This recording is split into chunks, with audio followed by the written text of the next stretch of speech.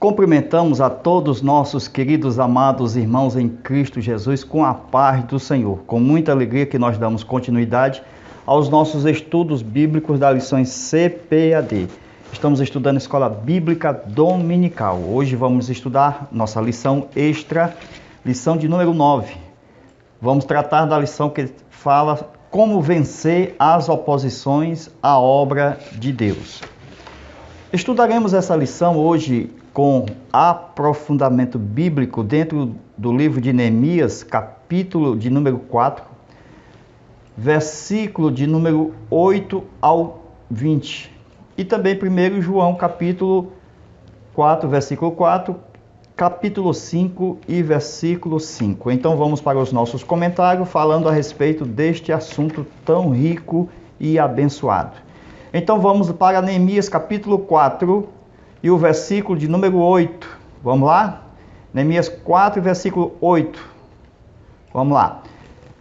E ligaram-se entre si todos para vir e atacar Jerusalém e para desviarem do seu intento. Então aqui nós vemos logo os inimigos tentando atacar Jerusalém para desviar o intento, a maneira como Neemias, as famílias, queriam exatamente tirar de vez o povo de Deus de construir aquela grande obra. Então, logo no versículo 8, eles queriam destruir as estratégias exatamente de Neemias e seu povo.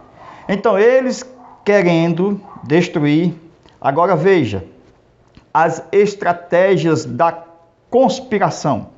Veja, eles queriam destruir, eles colocaram armadilha. Então, os inimigos estão falando, querendo derrubar os muros. Mas enquanto eles estão falando de derrubar os muros, enquanto eles estão falando, certo que vão aumentar os seus aliados, mudar os planos e as estratégias, nós, porém, vamos continuar construindo a obra de Deus. O inimigo está lá, do outro lado, dizendo que vai destruir, que vai colocar estratégia, que vai colocar destruição, conspiração, inimigos externos e internos. Nós estamos com dependência inteiramente de Deus e nós temos a vocação de construir a obra que foi nos dado. Então veja aí, versículo 9 fala sobre: porém nós oramos ao nosso Deus. Vamos ver essa parte aqui do versículo 9.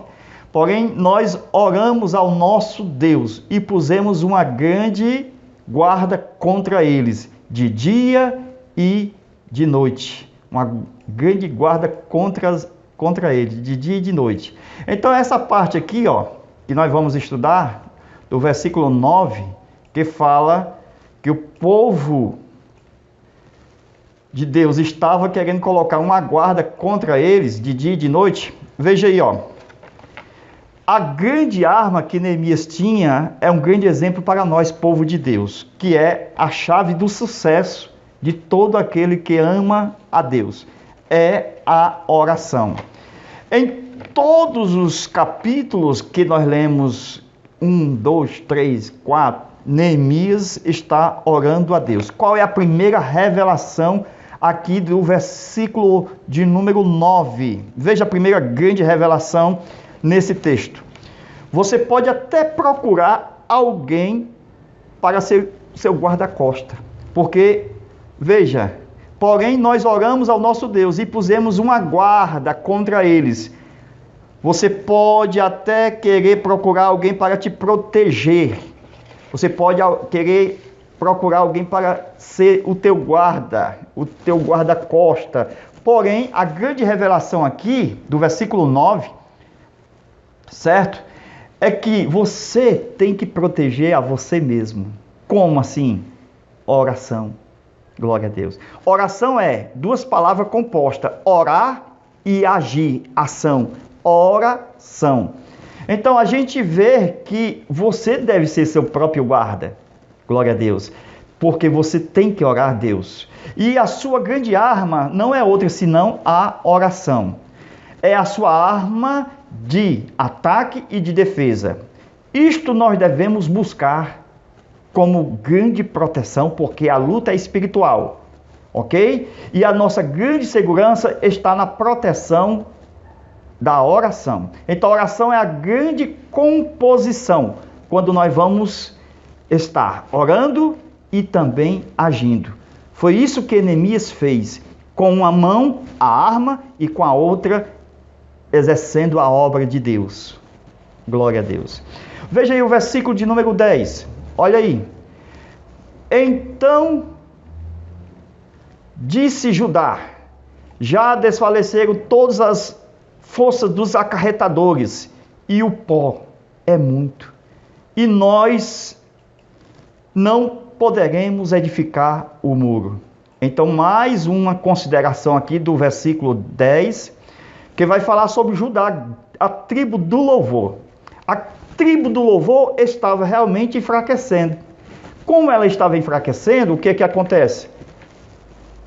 Ela recebeu o conselho do seu pai, estou falando agora do filho de Jacó, porque Judá foi uma tribo, mas Judá era filho de Jacó.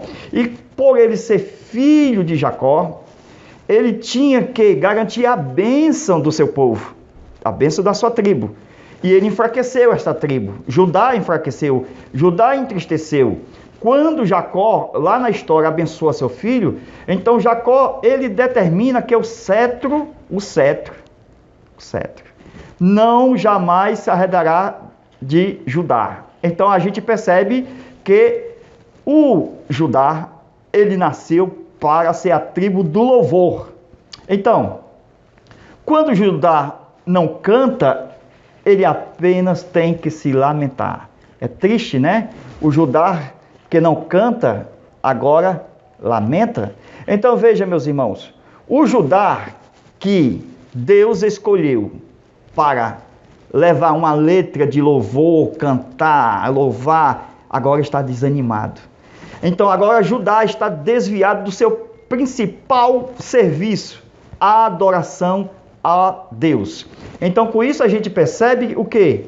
Que embora Judá fosse a tribo do louvor, que ele foi escolhido para engrandecer ao nome do Senhor, Judá agora estava precisando de ajuda. Então, o versículo de número 11, ele vai tratar: disseram, porém, os nossos inimigos. O que é que diz aqui o texto? Nada saberão disso, nem verão, até que entremos no meio deles e os matemos, assim faremos cessar a obra. O inimigo é sagaz e perigoso.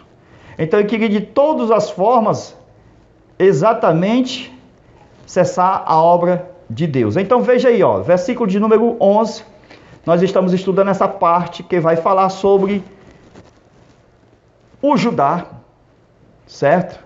Que estava enfraquecido, porém ele tinha realmente que planejar o seu fortalecimento. Embora estivesse enfraquecido na fé, os inimigos, eles vão tentar de todos os lados atacarem, certo? Porque eles planejam o ataque.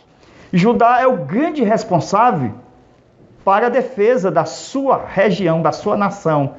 O leão da tribo de Judá, ele não pode miar, ele não pode ser um gatinho, ele tem que ser leão, tem que rugir.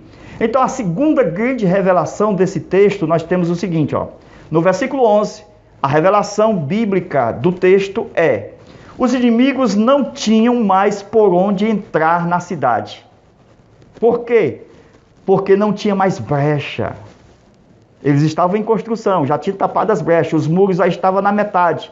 Então, assim, os inimigos vão enviar os inimigos internos, já que não conseguem mais passar pelas brechas, vão enviar os inimigos para infiltrarem no meio deles, internos, ok? No meio das brechas. Assim eles vão enviando esses inimigos, tentando parar a obra do povo de Deus. É tudo isso que o inimigo quer. perseguição, afronta, e de todas as formas diferentes, seja externa ou interna, querendo impedir a obra de Deus. Mas não é possível, porque o povo é de Deus. E é impossível que o povo de Deus, que tem revelação, amém? Está escrito que uns têm revelação, outros têm salmo, outros têm doutrina. Então o povo de Deus que tem revelação, jamais vai perder para os planos macabros do inimigo. Enquanto houver um Neemias que ora, estou falando de você, de nós, um Neemias que busca Deus, um Neemias que está pelejando e Deus revelando todas as estratagemas do oponente. Então veja aí no versículo 12, olha aí. E sucedeu que, vindo os judeus que habitavam entre eles, 10 vezes nos disseram que de todos os lugares tornaram a nós. E sucedeu que, vindo os judeus que habitavam, esses judeus que habitavam entre eles, é os judeus entre aspas, é aqueles que escaparam do cativeiro. O que Neemias perguntou, ainda resta os que escaparam. Aí tem os remanescentes, mas também tem os judeus que estão entre eles. 10 vezes nos disseram que de todos os lugares tornavam a nós. Então, a gente percebe aqui a grande tática dos nossos inimigos é levar o povo de Deus a ter medo, susto. Então, por 10 vezes, lembra do caso de Sansão? Também aconteceu com Dalila. Foi exatamente isto, 10 vezes contra Sansão. Então, a tática da implantação do medo é terrível, porque o medo paralisa. O medo, as mãos ficam paralisadas, como artrose e artrite. É muito difícil. É preciso nós estarmos em oração. Glória a Deus. Então, os nossos inimigos, eles jamais vão se dar por vencido. Lembra de Jesus quando ele foi tentado no deserto? Depois ele voltou e foi para a sinagoga, pensando nós que o inimigo já tinha o deixado, mas ele vai usar os inimigos visíveis, que são os sacerdotes, os escribas. Então esses sacerdotes e escribas vão ser usados pelo inimigo. Então o diabo já estava lá na sinagoga, provando exatamente se realmente o que Jesus disse, se lá nem só de pão vive o homem, mas de toda a palavra de Deus, realmente ele estava mostrando que realmente estava pregando e vivendo ao mesmo tempo. O inimigo é sagaz. Então a tática da implantação do medo. Os nossos inimigos, eles não se deram por vencido. Eles levaram a perseguição interna. Então veja aí no versículo 12 uma grande revelação bíblica, para você aplicar aí no seu domingo. Veja aí a nossa grande revelação do versículo 12 é o seguinte: havia entre os judeus,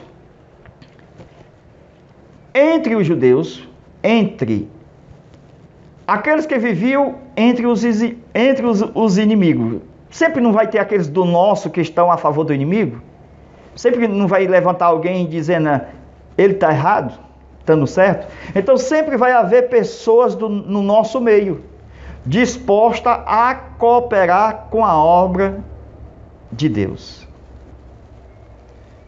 Sempre haverá pessoas do nosso meio disposta a cooperar com a obra do inimigo. Eu falei de Deus, então é do inimigo. No caso aqui seria aqueles judeus que estavam do lado oposto. Então, os judeus, entre aspas, que estavam do lado do inimigo, foram usados para ser os inimigos internos. É terrível essa parte aqui. Então, esses judeus, entre aspas, estes eram os judeus que viviam no meio do inimigo. Aqueles que não pagaram o preço do cativeiro, que não foram cativos. Porque não foram despertados para voltar para a construção. Porém, a gente vendo a história bíblica, Paulo e João, eles pregavam que nós precisamos ter comunhão uns com os outros. Quando não há comunhão uns com os outros, então existe irmãos, entre aspas, que vão estar no meio dos nossos inimigos. E vão ser os inimigos internos. Eles vão ser os inimigos internos. Porque eles estão no meio dos inimigos lá fora. E são esses irmãos, entre aspas, que vai ser os nossos traidores. Sim, esses irmãos que se dizem da mesma fé. Não tem um Judas que beijou a Jesus Cristo? Então haverá muitos Judas na nossa história nos traindo. É terrível essa parte dos Judas. Então, meus amados irmãos, veja aí, ó. Nosso versículo de número 13. Ó, vamos ler essa parte aqui? Porque pus guardas nos lugares baixos, por detrás dos muros, e nos lugares altos. E pus o povo pelas suas famílias, com as suas espadas, e com as suas lanças, e com seus arcos. Glória a Deus. Nós ensinamos sobre isto, lembra? Nas aulas anteriores. Mas veja aí, versículo de número 13, mostrando exatamente que o inimigo, ele duvida, mas ataca. Então, você duvida, nós duvidamos que os inimigos estão nos atacando? Será que nós estamos duvidando? Então veja aí, que Neemias sabia muito bem que o melhor ataque nosso para o inimigo é estar preparado. Glória a Deus. Então, se prepare. Melhor é estar preparado. Então, como assim? Veja aí, por detrás dos muros, nos altos, pus o povo pelas suas famílias, com as suas espadas, com as suas lanças e com seus arcos. Então, Neemias, ele sabia que a melhor de todas as suas decisões sobre aquelas 5 nações, se lembra das 5 nações que estavam vivendo nas terras de Israel, que foram chamados de samaritanos? Então essas 5 nações, presta atenção aí, ó. Essas 5 nações, que foram chamadas de samaritanos, que estavam do outro lado, Neemias sabia muito bem que deveria unir as suas famílias, aleluia. Para quê? Para tentar impedir a afronta do inimigo, porque o inimigo ele estava blefando. O inimigo estava querendo destruir as famílias, e nós temos que ver a família e considerar. Por quê? Porque é o meio de vencer. Glória a Deus. A tática do medo, a infiltração dos falsos irmãos.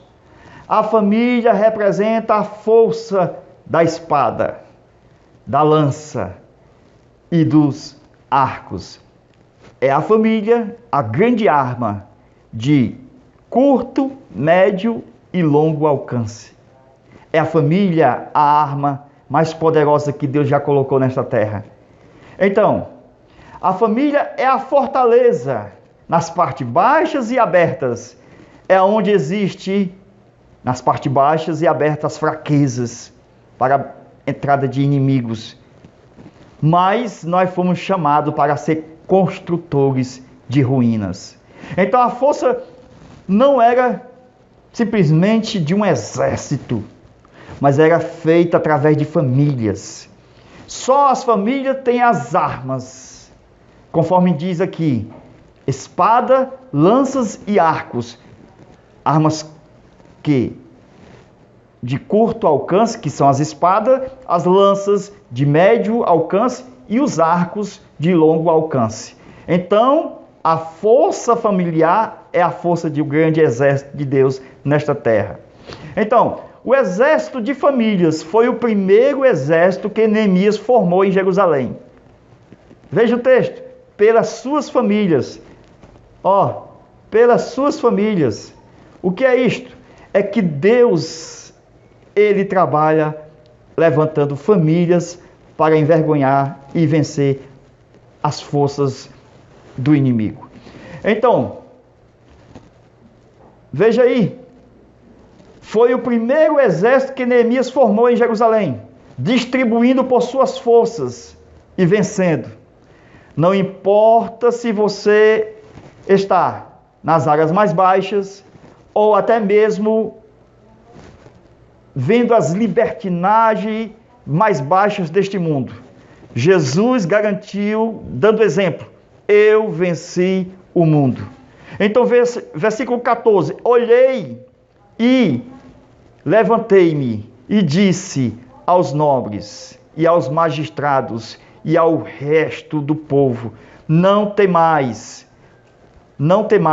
porque lembrai-vos do Senhor, grande e terrível, e pelejai pelos vossos irmãos, vossos filhos e vossas mulheres e vossas casas.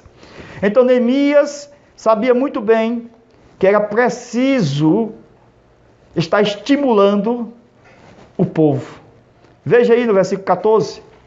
Neemias estimula o povo a lutar, não pelas coisas, mas por vidas. Pelejai por vossos filhos, por vossas famílias. Veja que Neemias sabia que as pessoas são mais importantes do que as coisas. Aleluia. Veja em vossas casas por último. Então, mulher, filhos, irmãos e casas. Glória a Deus. Então veja, meus amados irmãos, o versículo de número 15. E sucedeu que, ouvindo os nossos inimigos, que já o sabíamos, e que Deus tinha dissipado o conselho deles, todos voltamos ao muro, cada um à sua obra. Veja aí, versículo 15. As famílias não guerrearam, mas apenas taparam os buracos, os lugares baixos, e isto intimidou o inimigo.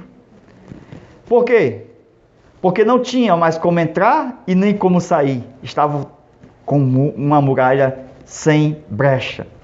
A revelação aqui, esta quinta revelação que nós estamos estudando. Veja, quando o Senhor tem desbarateado os nossos inimigos e todos os seus planos, o Senhor nos faz entender, quando os inimigos vêm com as suas táticas. Então, quando o Senhor nos faz entender isto, que eles estão blefando, que as suas armas são insuficientes para destruir as nossas obras, Deus já tem levantado, como está em Apocalipse, os seus para revelar as coisas que em brevemente hão de acontecer. Então, é importantíssimo, pois nós temos exatamente de acreditar que Deus revela ainda aos seus profetas. Então, revelando a verdade, jamais acreditaremos nas afrontas e ameaças e mentiras dos nossos inimigos. Por quê? Porque se nós acreditarmos, vai atrasar. Se nós acreditarmos, a obra vai parar. Se acreditarmos na mentira do inimigo. Então a ordem é: voltem ao trabalho. Chegou o momento. Versículo 16. Está escrito: e sucedeu que desde aquele dia metade dos meus moços trabalhava na obra, e outra metade deles tinha lanças, escudos, arcos e couraças, e os chefes estavam por detrás de toda a casa de Judá. Então aqui nós vemos os moços e as moças, né? Aqui são os jovens. Então, feliz é a nação que tem metade dos seus habitantes jovens que estão dispostos a trabalhar na obra de Deus. E com isto, todos aqueles que estão envolvidos na obra, reconstruindo os muros, Deus é torre forte.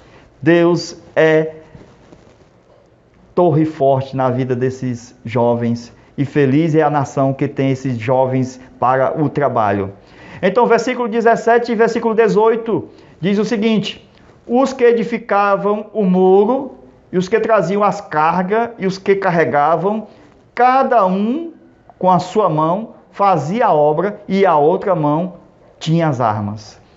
E os edificadores, cada um tinha a sua espada, cingindo os lombos e edificavam. E o que tocavam a trombeta estava junto comigo. Veja, meus irmãos, nesse versículo 17 e 18, nós temos que ficarmos com a espada e com a colher. São duas mãos, uma mão com a espada e a outra com a colher, porque a obra não pode parar. Lembra da estratégia de Jesus quando tinha seus discípulos? Ele disse o seguinte: vigiai e orai. Não adianta só vigiar, tem que orar. E nem adianta só orar, tem que vigiar. Tem que estar com uma mão na colher, trabalhando, e a outra na espada. Por quê? Porque os inimigos estão ali. Eles podem nos atacar a qualquer momento. E assim nós aprendemos exatamente que o inimigo não nos atacará e os muros vão subir a cada dia. Glória a Deus. Vigiai e orai. Lembra da palavra oração? Ora, ação. Duas palavras compostas que traz uma verdadeira arma contra os nossos inimigos. Quando nós estamos com uma mão na espada e com a outra mão na colher de pedreiro, os inimigos não saberão a que hora vão nos atacar. Se nós estamos trabalhando e se nós estamos vigiando com a espada e com a colher de pedreiro fazendo a obra, não vai ter tempo para o inimigo, vigiando em todo o tempo, orando em todo o tempo. É muito bom esta aula para ser ministrada, porque está falando do nosso dia a dia, do nosso cotidiano, porque o inimigo, ele anda ao derredor, buscando, procurando a quem possa tragar. Agora veja aí, versículo 19 e versículo 20. Disse eu aos nobres e aos magistrados e ao resto do povo: grande e extensa é esta obra, e nós estamos apartados do muro, longe um dos outros. Essa palavra aqui é forte, longe. Então, no lugar onde ouvirdes o som da buzina, ali vos ajuntarei conosco. Veja a importância. Como eles estão longe, é preciso o que? O som da buzina, do chofar. É preciso exatamente para que haja um ajuntamento e que o nosso Deus vai pelejar por nós. Então, versículo 19 e 20. A obra realmente, geralmente nos separa. E nós somos juntos, nesse momento, pela mídia social. Mas vai chegar um momento, no soar da última trombeta, quando nós todos estaremos dentro de uma grande cidade chamada Nova Jerusalém, onde não há necessidade mais da mídia social, onde todos nos veremos, onde todos estaremos. Por quê? Por causa do ajuntamento. Glória a Deus, porque nós vamos estar juntos de novo. Não haverá mais muro de separação, não haverá, porque Deus pelejará por nós. E ali nos ajuntarei conosco, porque nós vamos ouvir o som da última trombeta. Primeira carta de Paulo aos Tessalonicenses, capítulo 4, versículo 17. Muito forte essa parte. Então, precisamos saber quando isto vai acontecer. É necessária a unção, porque a unção, ela nos faz trabalhar. E é essa unidade que nos faz vencer, unidos na fé do Filho de Deus. Deve-se haver discernimento quando é que a muralha, a obra está nos separando. Tem que haver discernimento até que ponto a obra faz esta separação. Quando a muralha está nos separando, você está tendo esse discernimento? Então assim não temos, quando há esta muralha, comunhão uns com os outros, como na mesa do Senhor. Lá naquele grande dia, nós vamos estar juntos com Abraão, Isaac e Jacó, e com o nosso grande mestre e Salvador Jesus Cristo. Lá estaremos uns com os outros, mas hoje, por causa desta muralha, nós estamos aqui, ali, nos quatro cantos da terra. Somente a unidade gera companheirismo. E a fé dá unidade. Unidos pela unidade da fé. Glória a Deus. Este verso nos mostra a importância da comunhão entre os obreiros. Por isso será necessário ouvir a voz da trombeta, porque a voz da trombeta é o som do chofar. Um dia jamais nos separaremos e estaremos eternamente com o Senhor, como diz o texto de 1 Tessalonicenses 4, 16 e 17. Glória a Deus. Então, para encerrar essa parte, primeira carta de João, capítulo 4 e capítulo 5. Então, nós temos dois versos aqui, ó. O verso 4 do 4 e o verso 5 do 5. Filhinhos, sois filhos de Deus, e já tendes vencido, porque maior o que está em nós, em vós, do que aquele que está no mundo. Então, quem é que vence o mundo? Senão aquele que crer. Glória a Deus. Quem é que vence o mundo, senão aquele que crê que Jesus Cristo é o Filho de Deus? Então, concluindo essa parte muito proveitosa, nós temos aquele que está em nós. Quem é que está em nós? O Espírito Santo, que estava convosco, mas estará em vós. Então, nós temos Cristo na cruz, o antes e o depois. O antes, os profetas, os pais, os patriarcas, os sacerdotes, os reis, os juízes. Estes, o Espírito estava convosco. Amém? Sobre eles, sobre Moisés, sobre os 70. Mas, porque Jesus morreu e prometeu, estará em vós. Então, Moisés não poderia dizer que estava nele. A única coisa que Moisés poderia dizer, o máximo das suas palavras, é dizer: ele está conosco, porque ele está sobre mim, sobre nós. Mas Jesus prometeu, estará em vós. Agora, depois da ressurreição, e Jesus disse, recebeu o Espírito Santo, nós podemos dizer, ele habita em vós, ele habita em mim, em nós. Por isso que é maior do que aquele que está lá fora. Assim a oração de Jesus se cumpre diante do Pai, para que o Espírito Santo esteja em nós, não sobre, não conosco, mas dentro de nós. Amém? Moisés, ele até clamou, pedindo a companhia de Deus, porque ele ia sair dali e disse, se o Senhor não for conosco, nós não sairemos desse deserto. Mas Deus, por causa que o povo estava realmente em rebelião, o que foi que aconteceu? Vou enviar um anjo. Êxodo 23, versículo 21. Mas Moisés ficou desesperado. Não nos envie um anjo não, Senhor. Se o Senhor não for, nós não vamos sair daqui. Nós vamos morrer nesse deserto. Moisés sabia que o Senhor estava conosco. Mas Jesus garantiu, hoje, o Espírito de Deus está em nós, em vós. E assim maior é o que está conosco do que o que está no mundo. Deus abençoe em Cristo Jesus nosso Senhor. Até a nossa aula de número 10, se Deus quiser, com muita alegria, com muito amor. Deus abençoe e a paz do Senhor Jesus Cristo. Fica com Deus. Amém.